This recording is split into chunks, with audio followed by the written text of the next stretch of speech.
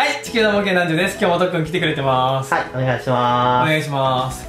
今日はですね、とっくん、よくお客さんで聞かれることの一つでもあるんですけれど、銀色ってめちゃくちゃ種類多くないですか？多いんですか？多いんですよ。銀色だけで本当何種類あるんだろうかってぐらいありますから。銀色屋さんなんですか？銀色屋さんっていうことじゃないけど、でも確かに多いんですよ。で、その銀色の中でもさらにメッキっていうちょっとジャンルがあるんですよ。メッキっていうのが一つお客さんの中でもテーマであって、なかなかその塗装の難しさだったりとか、まあそういったのがあったりするんですけど、地球堂であるメッキを全部塗装してみたので僕だいぶ仕込んでやりましたので、もうわからない時にはメーカーさんに聞いて、まあ、今日はちょっとメッキ比較の回でやらせてもらえないかとやらせてもらえないかなと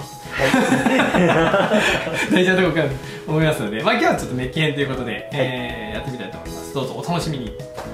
はい、というわけで今回メッキ全部で5種類紹介したいと思います。葉っぱ塗ったんですよ今回とか何で模型じゃなくて葉っぱなのって感じなんですけどその葉っぱをリアルにメッキにしてみましたまあ全部今度全部葉っぱなんですけどまあレタスだね、レタスね、葉っぱってまず最初に紹介するのはこちら染久さんのメッキ感覚ってやつです。でこれ塗装してみたのはこちらです。なんかもうシルバーとはやっぱちょっと違うっすよね。キラキラしてますよね。塗った自分の感覚みたいなのを、まあ、皆さんお伝えできたらなと思ってます。メッキ感覚なんですけど、粒子はすごく粗かったです。なのでかなり遠くから吹かないといけないかなっていう感じ。本当に20センチから25センチの距離を空けて吹いてくださいって書いてあったんですけど、これ缶スプレーなので量が調節できないじゃないですか。そうですね。だからいきなりドバッと出ちゃうので、かなり離しながらゆっくりやらせてもらいました。特徴なんですけど、メッキってなんかすごいツルツルの黒を作った後から塗らなきゃいけないってイメージあるんですけど、逆で800番ぐらいでなんかザラザラにするんですって。なるほど。荒らしてから塗った方がいいですよっていう塗料なんですよ。だからやっぱ塗料の出る量が多いから、そのちょっとのザラザラ感ぐらい埋めちゃうよっていうぐらい隠蔽力がとっても強いということかと思います。で2回3回ぐらい全然塗ってもらっていいっていう話を聞いてまして、で1回目はもうムラがもういっぱいあっても全然いいと、で2回目3回目とちょっと気に入った感じに調整するっていう感じですね。メッキ感覚のこの染久さん電話したんですけど、平面より曲面の方がメッキっぽくなりますよって言われてるので、これでも葉っぱの出番だよね。曲面の方がなんかこうキラキラが強いかなと思います。なんかそんな感じしますね。下地黒じゃなきゃダメとか、そういうのどうでもいいみたいですよ。だから緑の上からいきなり吹いてもこんな感じになります。全然問題ないです。やっぱこれ酸化するそうです。やっぱ金属が本当に入っているので。クリアをしちゃダメなんですかっていう話を聞いたんですけど、シンナーがすぐ乾く速乾性のクリアだったらやって大丈夫そうです。これが乾くのが時間かかってしまうクリア吹いちゃうと、その間にせっかく定着した粒子がまた浮き上がって、でそれが流れて一部に固まったりとか、そういうことがあるみたいなので、まあ、1つ目は染久さんのメッキ感覚、これ塗ってみました。はい、続きましてはこちらウェーブさんのこすって銀さん。これはどういうものかと言いますと、中にこう粉が入ってるんですよ、こうやって。でそれを脱脂面でひたすら磨くっていう。エアブラシとかで吹いたんじゃないんですよ。そうなんですか。もうひたすら磨いてます。でイメージで言うと鉛筆の削りカスあるじゃないですか、クルブ。あれってちょっとこすりつけると光るじゃないですか。光りますね。あの感じ。この商品に関してすごく大事なのが、ベースをめちゃくちゃ綺麗にツルツルに黒色で塗ってます。で金属感を出したければ絶対に下をツルツルの黒にした方がいいです。なんならコンパウンドで磨いてもうピッカピカにするぐらい。そうすると余計にメッキ感が出ます。染久さんと比べてちょっとなんか光り方が暗くないですか？なんか色が違いますよね。だからそれがやっぱり鉛筆のそのイメージなんですよね。だから明るい銀というイメージではなくて、どちらかっていうと黒寄りのメッキ、これがゴール。これ何回こすりつけてもいいんですけど、どっかで急に変わらなくなります。でそれがやめ時っていう感じです。なんで磨けば磨くほど光るんですけど、粉をいっぱいいっぱい盛っちゃうとボロボロ落ちて、もったいないんですよね。だから光り方が変わるわけじゃないので、自分の中でもうここから先変わんないなっていうぐらい磨いてあげればいいと。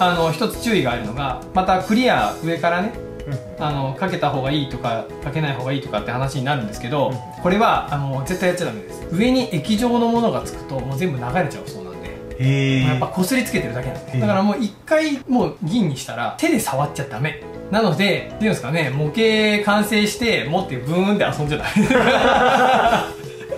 メもう台無しになるそうですよ。じゃあなんか表面をコーティングしてっていうことができない？できないです、なのでもうこのままだから僕も保存にはすごい要注意と。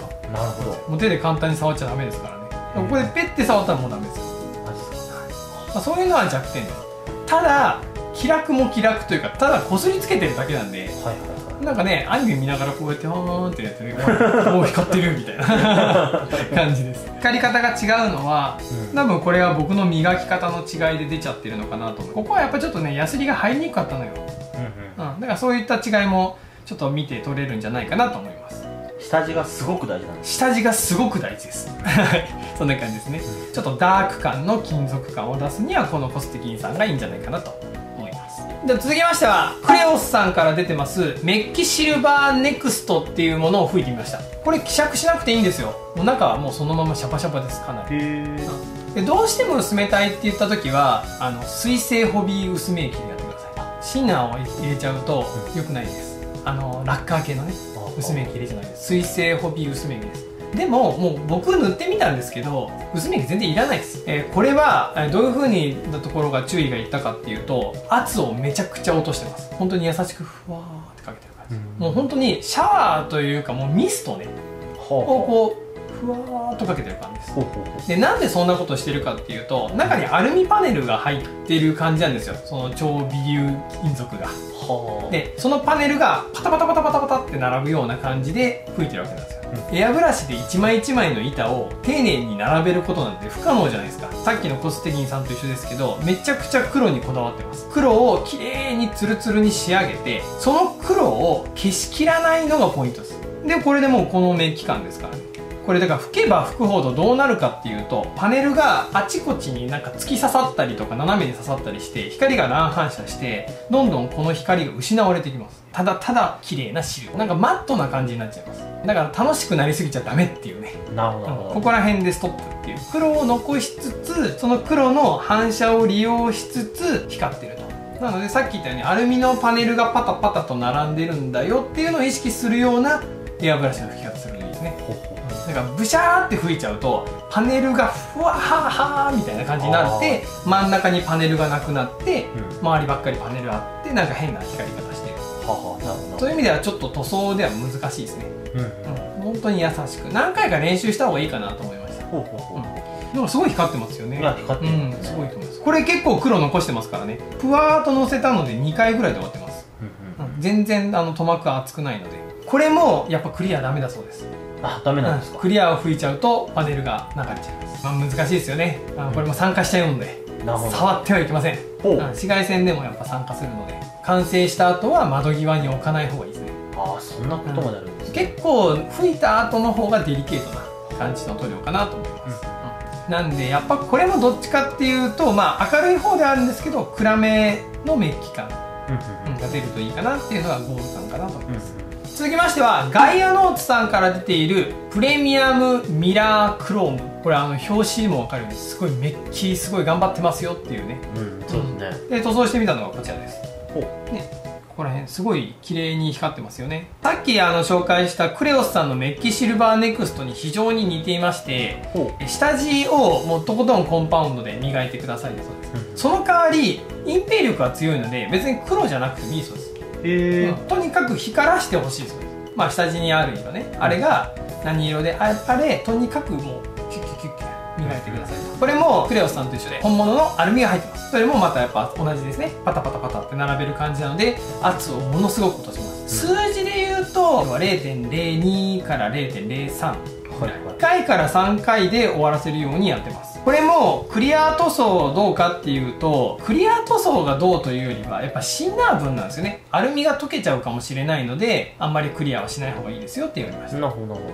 ただガイアノーツのプレミアムミラークロームっていうのはキャンディー塗装ってっていうのもちょっと想定しているそうで、はクリアはだからしない方がいいですけど、まあ、全然してもらって構わないですよっていう商品だそうです。このシルバーを吹いた後にクリアのレッドとかすると赤がそのじわーっと浮いてきたような感じの、あのキャンディー塗装っていうんですけど、すごい綺麗なメタリックレッドになると。で、これは酸化しないそうです。あ、そうなんですか。なのでもう何年経っても大丈夫だそうです。でクリアを吹いちゃうと逆にそのクリアの樹脂で色味が落ちるかもしれないって言われたので、まあ、難しいとこではありますよね、なんか保護したくてクリアしてもいいけど、そうですね、樹脂が劣化しちゃうよ、クリアしてもいいけどの中にはそのクリアレッドとかクリアイエローとかクリアブルーとか吹いて自分なりの面白いキャンディー塗装を楽しんでもらえますよっていう商品ですね。では最後になりましたね。最後はこちらを紹介したいと思います。これショーアップさんから出ているハイパークローム AG1K っていうね 1K キットと言います。この 1K っていうのはこれ実はウレタン塗料なんですよ。今までのは全部ウレタン塗料じゃないんですけど、これだけウレタン塗料になってます。でウレタン塗料ってなんか二液性って言ってね、なんかこう1種類入れてもう1種類入れてそれで芯内入れて吹くのが多いんですけど、この1本で済みますよっていう商品です。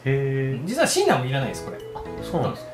丁寧にできてまして、まずベースの黒を塗りましょう。すごく光沢が出るようにもなってます。で次に銀色を塗ってください。で最後これクリアが吹けます、っていうような3液入った商品になってます、でできたのがこちらですよ。とっくんなんかめちゃくちゃ光ってないですか。そりゃこれは正直一番すごいかなと思います。これ本当にすごいよね。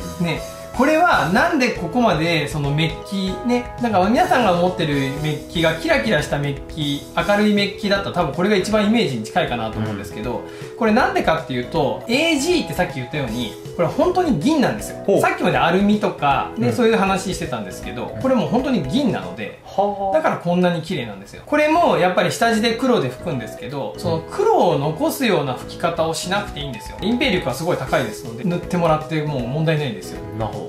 だから塗れば塗るほどどんどん銀になってきます。ある程度塗っていくと変化がだんだんなくなってくるので、そこはもう自分でここら辺からもう変化ないな、だいたい3回か4回ぐらいで変化なくなってきますので、それ以上はもったいないですよっていう感じですね。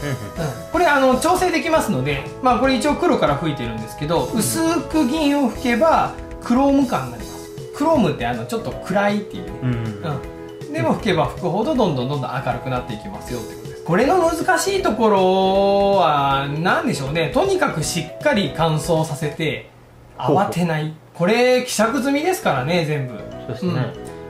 自分でコンプレッサーで吹いた時は特に困ることはなかったです。そのままエアブラシに入れて吹く。で困ることがなかったっていうのはコンプレッサーとエアブラシがスペックが高かったからですね。これがちょっとコンプレッサーの圧が弱いとか、エアブラシの口径が小さい、例えば 0.3 とか、これになるとちょっとウレタン塗料の特性上すごく出にくいです。コンプレッサーの圧高めで、エアブラシの口径も 0.5 で吹きましたね今回は。結構広めの口径で吹きました。で圧を落としてやんわり吹くんじゃなくて、でも全然ビシャーっと吹きました。圧が高めで、どっちかっていうとウレタン塗料をちゃんとしっかり外に出すっていうのが、大事かなと思います。なのでコンプレッサーのパワーが弱い方はちょっとこれは避けた方がいいかなと思います。サーフェイサーもウレタンのサーフェイサーでやりました。これはまあラッカー系のサーフェイサーでもいいのかなと思ったんですけど、あんまり失敗したくなかったのでもう最初から全部ウレタンでやってます。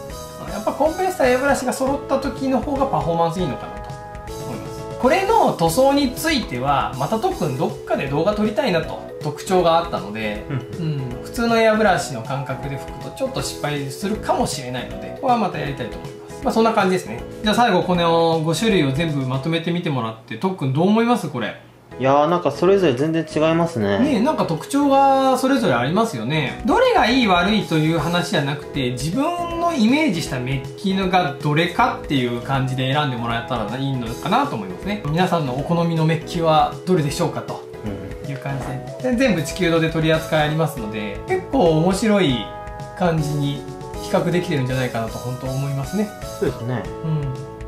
いやでも本当今回ね、とっくん頑張ったんだよ僕本当にこれめちゃくちゃ失敗してね、結構練習しましたよ。やっぱさっきも言ったんですけど、楽しくなっちゃって、吹けば吹くほどただただ銀になるっていうね。これは気をつけなきゃいけないなっていうのがそのアルミ系ね。